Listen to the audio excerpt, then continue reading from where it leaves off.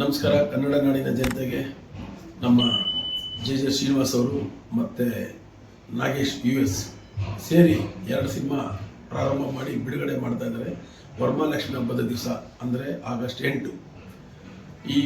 ಈ ಚಿತ್ರಕ್ಕೆ ಪ್ರೇಕ್ಷಕರೆಲ್ಲರೂ ಅವರಿಗೆ ಚೆನ್ನಾಗಿ ಸಪೋರ್ಟ್ ಮಾಡಿ ಈ ಸಿನಿಮಾ ನೋಡಿ ಯಶಸ್ವಿಗೊಳಿಸಬೇಕು ಅನ್ನೋದು ಒಂದು ನನ್ನ ಉದ್ದೇಶ.